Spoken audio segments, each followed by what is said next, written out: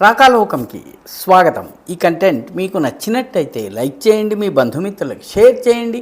ఇప్పటి వరకు సబ్స్క్రైబ్ చేసుకోకపోతే సబ్స్క్రైబ్ బటన్ని నొక్కండి. అదేవిధంగా బెల్ ఐకాన్ని కూడా తప్పనిసరిగా నొక్కండి. జై హింద్ మిత్రులారా. పశ్చిమ బెంగాల్లో ఇప్పుడు ఒక విచిత్రమైనటువంటి దృశ్యం కనిపిస్తోంది. రాష్ట్రంలో మొత్తం అన్ని ప్రాంతాల్లో బంగ్లాదేశ్తో సరిహద్దు ఉన్నటువంటి అన్ని పాయింట్స్లో చెక్ పోస్టుల దగ్గర భారీ రష్ కనిపిస్తోంది, జనసమ్మర్దం కనిపిస్తోంది. ప్రజలు తట్టా బుట్టా సర్దుకుని తమకున్నటువంటి 2 బ్యాగులు 3 బ్యాగులు, మంచాలు కుర్చీలు వీటితో సహా నడుచుకుంటూ వచ్చి సరిహద్దు దగ్గర ఎదురు చూస్తున్నారు. మమ్మల్ని మా దేశానికి పంపించేయండి.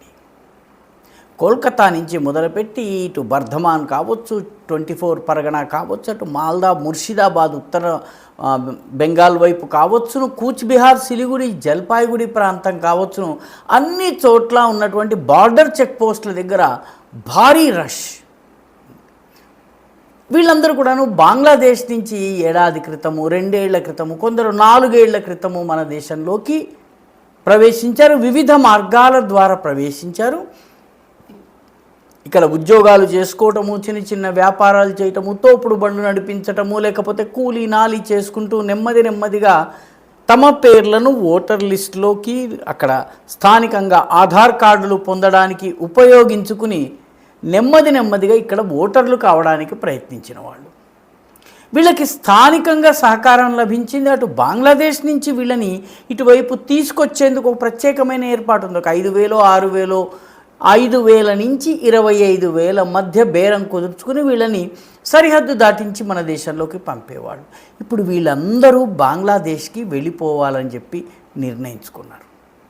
దీంతో దాదాపుగా ఇప్పటికే 10-15 లక్షల మంది తిరిగి వెళ్ళిపోయారు అన్నటువంటి వాదనలు వినిపిస్తున్నాయి. కొందరైతే దాదాపు 30 లక్షల మంది ప్రజలు సరిహద్దు వద్ద వేచి ఉన్నారు. తమ వంతు రావడానికి వెళ్ళిపోవడం కోసము సక్రమ మార్గాల్లో అక్రమ మార్గాల్లో ఏదో రకంగా మొత్తానికి బంగ్లాదేశ్ చేరుకోవాలన్నటువంటి ప్రయత్నాలు చేస్తున్నారు అన్నది ప్రస్తుతం. దానికి సంబంధించిన అనేక వీడియోలు కూడా సోషల్ మీడియాలో చక్కర్లు కొడుతున్నాయి. విలేకరులు వెళ్ళి వాళ్ళని ప్రశ్నిస్తే, ఏడాది క్రితం బంగ్లాదేశ్ నుంచి వచ్చాను, 25,000 ఇచ్చి ఇక్కడికి వచ్చాను, ఇక్కడ పలానా వాళ్ళు సహకరించారు, ఇదంతా కూడా వాళ్ళు వివరాలు చెప్తున్నటువంటి వీడియోలు బెంగాలీలో, హిందీలో సోషల్ మీడియాలో సర్క్యులేట్ అవుతున్నాయి. అంటే 30 లక్షల మంది అంటే ఈ దేశంలో దాదాపు 2 కోట్ల మంది దేశీయులుంటే అందులో ఇప్పుడు వెళుతున్న వాళ్ళు కనుక నిజంగా 30 లక్షలు అయినట్టయితే ఆల్మోస్ట్ 15% జనాభా వెనక్కి తిరిగి వెళ్ళిపోతున్నట్టుగా మనము భావించవచ్చు.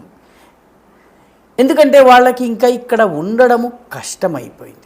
మొట్టమొదటి స్పెషల్ ఇంటెన్సివ్ రివిజన్ సమయంలో వీళ్ళలో చాలామంది పేర్లను ఓటర్ల జాబితా నుంచి తొలగించారు. ఓటర్ల జాబితా నుంచి దాదాపు ఒక 50 లక్షల పేర్లను తొలగించారు. అంటే చనిపోయిన వాళ్ళు వీళ్ళు కాకుండా బంగ్లాదేశ్కి చెందిన వాళ్ళు, రోహింగ్యాలు, నేపాలీలు ఇట్లాంటి వాళ్ళు దాదాపు ఒక 50 లక్షల పేర్లను తొలగించారు.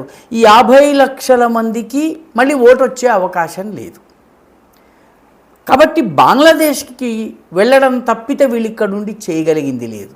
ఇక్కడ రాజకీయ నాయకులకి వీళ్ళ ఓట్లు పనికి రాకపోతే రాజకీయ నాయకులు కూడా పట్టించుకోరు. వీళ్ళ పట్ల ప్రత్యేకమైన ప్రేమ ఏమీ లేదు. వీళ్ళు ఓటు బ్యాంకు కాబట్టి వస్తున్నారు. ఆ ఓటు బ్యాంకు మూట కరిగిపోయింది అన్నటువంటి మరుక్షణం రాజకీయ నాయకులకి బంగ్లాదేశీ చొరబాటుదారుల మీద ఇంట్రెస్ట్ లేదు. అదేవిధంగా కేంద్ర ప్రభుత్వం దాదాపు దేశవ్యాప్తంగా 6.6 crores 6,60,00,000 నకిలీ రేషన్ కార్డులను తొలగించింది. ఎక్కువ మంది పేర్లను రాయడము, లేని వాళ్ళ పేర్లని పెట్టడము, చనిపోయిన వాళ్ళ పేర్లను కూడా రేషన్ కార్డులో చూపించటము, బంగ్లాదేశీలకు రేషన్ కార్డు రావడము, ఇట్లాంటి 6.6 crore రేషన్ కార్డులను దేశవ్యాప్తంగా తొలగించారు. వీటిలో ఎక్కువ బెంగాల్, అస్సాంలో ఉన్నాయి. దీంతో రేషన్ వచ్చే అవకాశం కూడా తగ్గింది. కాబట్టి ఇండియాలో ఉండడానికి వాళ్ళకి ఒక ఇన్సెంటివ్ పోయింది. మూడవది, ఏ ఇకోసిస్టమ్ అయితే వాళ్ళకి మద్దతు ఇచ్చిందో ఆ ఇకోసిస్టమ్ ఎన్నికల్లో ఓడిపోయింది.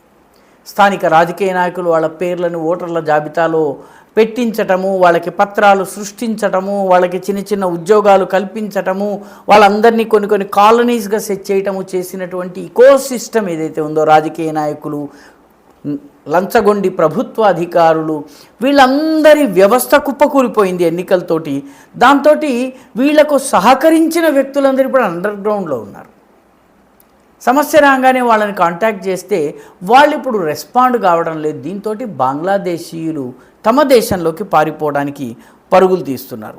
మూడవది, చాలామంది నాయకులు మీరు బంగ్లాదేశ్కి వెళ్ళిపోవడమే మంచిది అని చెప్పి వాళ్ళని హెచ్చరించి పంపించేస్తున్నారు. తృణమూల్ కాంగ్రెస్ నాయకులు కూడా అదేవిధంగా ముంబై ఇటువంటి ప్రాంతాల్లో కూడా ఏ నెట్వర్క్ వాళ్ళకి సహకరించింది ఆ నెట్వర్క్ వాళ్ళు వెళ్ళిపోమంటున్నారు. ఎందుకంటే వీళ్ళు పట్టుబడితే వీళ్ళతో పాటు మొత్తము నెట్వర్క్ పట్టుబడుతుంది. కాబట్టి నెట్వర్క్ను కాపాడుకోవడం కోసము వీళ్ళని వెనక్కి పంపించేస్తున్నారు. ఇప్పుడు బీఎస్ఎఫ్ కూడా బార్డర్ దగ్గర చాలా యాక్టివ్గా, చాలా టైట్గా సరిహద్దుని కాపాడటము, వచ్చే వాళ్ళని రానివ్వకపోవడము, వెళ్ళే వాళ్ళని తోసేయటము చేస్తోంది. దీంతో చాలా స్పష్టమైనటువంటి మెసేజ్ వాళ్ళకు అందుతోంది. ఇక ఇండియా ధర్మసత్రం కాదు, రాలేము, ఇష్టారాజ్యంగా రాలేము, ఇష్టం వచ్చినటువంటి పత్రాన్ని సృష్టించుకోలేము, ఇష్టం వచ్చిన చోట కాలనీలు ఏర్పాటు చేసుకోలేము అన్నది వాళ్ళకి అర్థమవుతోంది. ముఖ్యంగా పోలీస్ కూడా చాలా చోట్ల తృణమూల్ కాంగ్రెస్ నాయకులు బంగ్లాదేశ్ నుంచి చొరబాటు చేసి వచ్చిన వాళ్ళకి సహకరించినటువంటి గూండాలు, రౌడీలు, మాఫియా డాన్లు ఎవరైతే ఉన్నారో వాళ్ళని లోదుస్తులతో రోడ్ల మీద పెరేడ్ చేయిస్తున్నారు. దాంతో వీళ్ళని కాపాడేవాళ్ళు ఎవరు లేరు. బంగ్లాదేశీ చొరబాటుదారులను కాపాడేవాళ్ళు ఎవరు లేరు. కాపాడవలసిన వాడే పాపం అండర్వేర్లో పరుగులు తీస్తున్నాడు రోడ్ల మీద, ఎండని తాళలేక.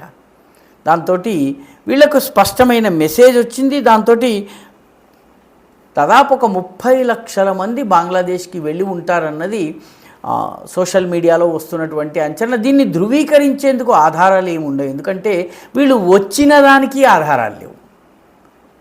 రకరకాల దొంగదారుల్లో రకరకాల దొంగ పద్ధతుల్లో ఈ దేశంలోకి వచ్చారు. కాబట్టి తిరిగి వెళ్ళేదానికి కూడా ఎలాంటి సరైనటువంటి లెక్కపత్రం ఉండదు. భారత ప్రభుత్వం ఇంతమందిని మేము పంపించామని కూడా చెప్పుకోదు అఫీషియల్గా.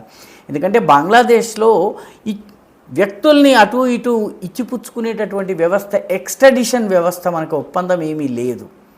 కాబట్టి మనం ఎవరైనా బంగ్లాదేశ్కి పంపిస్తే బంగ్లాదేశ్ అధికారులు వాళ్ళు బంగ్లాదేశీయుల కాదా అన్నది రూఢి చేసుకుని ఆ తర్వాత వాళ్ళని లోపలికి అలౌ చేస్తారు.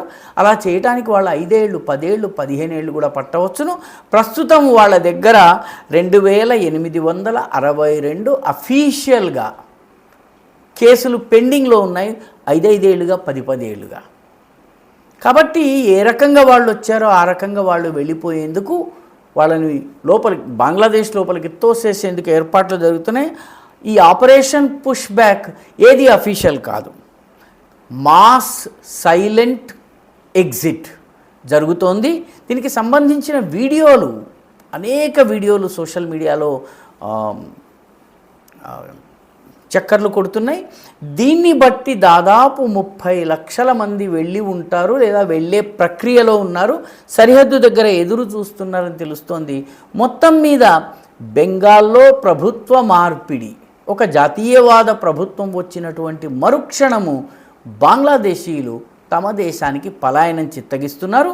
అయితే 10 ఏళ్ళు 15 ఏళ్ళుగా ఇక్కడుండి పత్రాలు సంపాదించిన వాళ్ళు కొంచెం ఎక్కువ సమయం పడుతుంది వాళ్ళు వెళ్ళడానికి, చేయటానికి.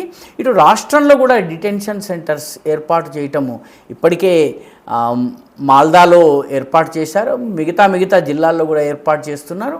కాబట్టి ఈ దేశంలో జైల్లో ఉండవలసినటువంటి పరిస్థితి ఉంటుంది. ఆ తర్వాత బంగ్లాదేశ్కి ఎలాగో తోసేస్తారు. కాబట్టి వెళ్ళిపోవడమే శ్రేయస్కరమని చాలామంది భావిస్తున్నారు. అన్ని జిల్లాల్లో కూడా డిటెన్షన్ సెంటర్స్ ఏర్పాటు అవ్వడం కూడా వీళ్ళలో భయాందోళనల్ని, ఇన్నాళ్ళు తృణమూల్ కాంగ్రెస్ గొడుగు నీడ కింద ఉన్నాము, తృణమూల్ కాంగ్రెస్ ఎన్నికల్లో ఓడిపోయింది, ఇప్పుడు జాతీయవాద ప్రభుత్వం వచ్చింది కాబట్టి ఇప్పుడు ఇంకా పప్పులు ఉడకవు అన్నటువంటి భావన వాళ్ళలో పెరిగింది. అటు అస్సాంలో, ఇటు త్రిపురలో, ఇటు బెంగాల్లో ఈ చొరబాటు అత్యధికంగా జరిగేటటువంటి 3 రాష్ట్రాల్లో కూడాను జాతీయవాద ప్రభుత్వాలు ఉండడము, వాళ్ళు ఈ చొరబాటు విషయంలో చాలా దృఢమైనటువంటి వైఖరిని అవలంబించటం, మొత్తం మీద ఈ చొరబాటు చేసి వచ్చిన వాళ్ళకి చాలా భయం కలిగిస్తుంది. వాళ్ళు వెళ్ళిపోతున్నారు. రావాలనుకున్న వాళ్ళు కూడా బీఎస్ఎఫ్ బెదిరించి పంపిస్తోంది. చాలా సందర్భాల్లో బార్డర్ గార్డ్స్ బంగ్లాదేశ్ యొక్క సరిహద్దు భద్రతా దళమే ప్రజల్ని ఇదివరకులాగా పరిస్థితి లేదు వెళ్ళిపోండి అని చెప్పి తోసేస్తున్నారు. కాబట్టి మొత్తం మీద నెల రోజులు కూడా తిరగకుండానే దాదాపు 30 లక్షల మంది బెంగాల్ నుంచి బంగ్లాదేశ్కి పారిపోయారు. ఈ సంఖ్య మరింత పెరిగేటటువంటి అవకాశం ఉంది. ప్రభుత్వం యొక్క చర్యలు ఫలితాలు ఇచ్చే కొద్దీ బంగ్లాదేశీలు పలాయనం చిత్తగించడం ఖాయం. అయితే ఇదేది అఫీషియల్గా ఆన్ పేపర్ మీద జరగదు. వీళ్ళని అక్కడికి తోసేయటం జరుగుతుంది. ఆన్ పేపర్ ఇందాక చెప్పుకున్నటువంటి 2862 కేసులు తేలడానికి ఇంకో దశాబ్దం పట్టినా కూడా మనం ఆశ్చర్యపోనక్కర్లేదు. కాబట్టి ఏ పద్ధతిలో వాళ్ళని పంపించాలో ఆ పద్ధతిలో పంపించేందుకు ఏర్పాట్లు చాలా వేగవంతంగా జరుగుతున్నాయి. ఈ వీడియో మీకు నచ్చినట్టయితే లైక్ చేయండి, షేర్ చేయండి, ఈ ఛానల్కు సబ్స్క్రైబ్ చేయండి. మీ అభిప్రాయాన్ని కమెంట్ల రూపంలో తప్పనిసరిగా పంపించండి.